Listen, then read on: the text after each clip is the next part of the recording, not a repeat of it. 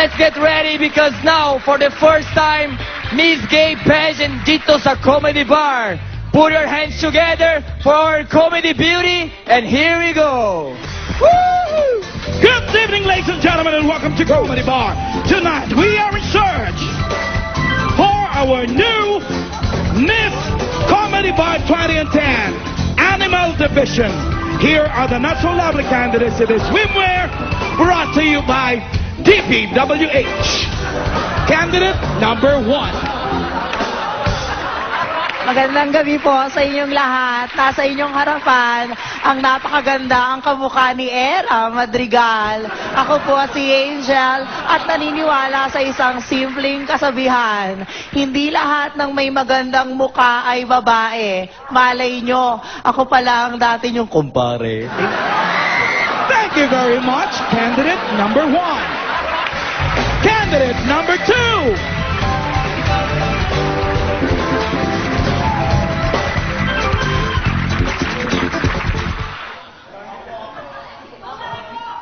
Good evening, ladies and gentlemen. My name is Mariko. Mariko sa gabi. Pare ko sa umaga. At isa lang po ang kasabihan na paniniwalaan ko. Di man ako kasing ganda ng nanay nyo o sing sexy ng ate nyo. Malay nyo, ako. Ang kuya nyo. Thank you very much, candidate number 2. Candidate number 3.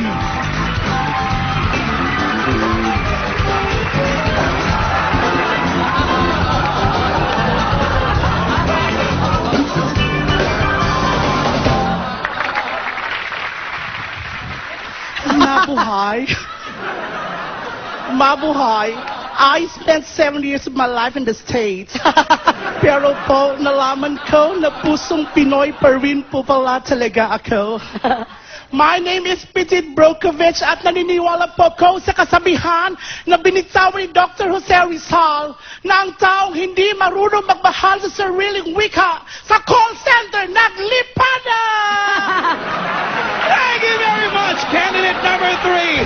And last but not the least, put your hands together for candidate number 4. Mysterious. There.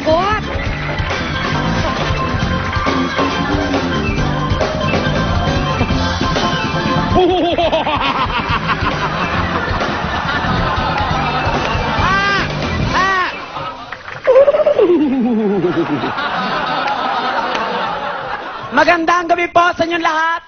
Dumating na sa inyong harapan ang kakaibang Diyosa ng kagandahan. And I stand 6 feet below the ground. Ito po ang inyong bagong Rosalinda. My name is Carla Abellana. Naniniwala sa kasabihang, pag maaraw at biglang umulan, kinakasalantik balang. Put your hands together, ladies and gentlemen, for our 4 not-so-lovely candidates. We come now to the most exciting part of the pageant, and that is the question and answer portion. Candidate number 1, step forward, please. Doon muna ako, Bes, ha? Sige, go back. You look very intelligent. Thank you so much. What is your favorite subject? Ever since I was a child, my favorite subject is science. Well, that's very difficult. What's your favorite planet? Ever since I was a child, my favorite planet is Mercury. Mercury. Interesting. Why Mercury? Dahil sa Mercury, nakakasigurado po kayong gamot ay laging bago. Thank you very much, candidate number 1. Candidate number 2. If you were to become an animal, what animal would you like to be? Oh.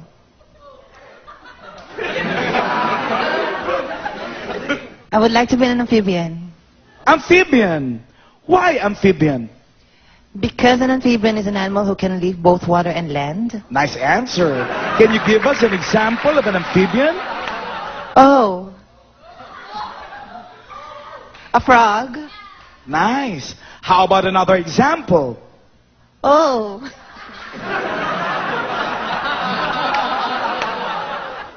Another frog. Thank you. Thank you very much. Candidate number 2. Put your hands together for the very confident candidate number 3. You seem to be the crowd's favorite candidate number 3. How are you? I'm hungry.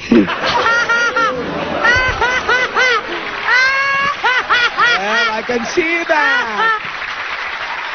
What for you is the most important part of your body? Sorry?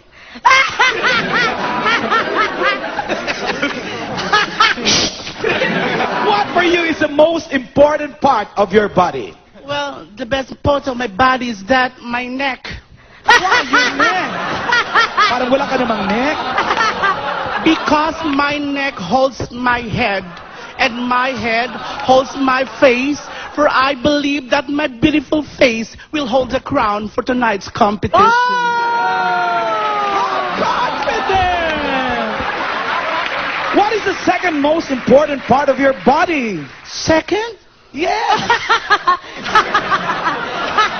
Well, my second part of my body is that my kidney. Your kidney. Why your kidney? Because I believe that kidney is the capital of Australia. Thank you. Okay pa kaya? The third most important part of your body for you? My mouth. Why your mouth? Because that is the place where I live, Mount Mayon Volcano. Thank you. Thank you very much. Candidate number 3. Pasensya, may sakit siya. Ladies and gentlemen, candidate number 4.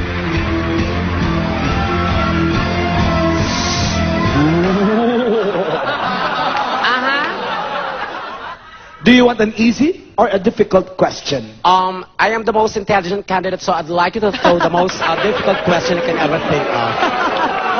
I love this. And excuse me, Mr. Host. Uh-huh. Ask me in English, please.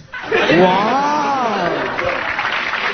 So what is the longest Tagalog word that you know in the dictionary? You don't know? I don't know, that's why I'm asking. The longest Tagalog word which I googled is nagsisipagsinungalingan. What does that mean? It means pretending as if telling lies. Now you know. Are you Manny Pacquiao? Next question. Excuse me. Uh-huh. Is this a quiz bee? No, you just have to answer, okay? What is the longest English word that you know? You also don't know? I don't know. The longest English word that I know is pneumono-ultramicroscopic silicovolcanoconiosis. What does that mean? It's an inflammation of the lungs caused by the inhalation of silica dust. Nice. Is that all? Next question. What level? Difficult. Oh, my. Aside from your face, what is your problem?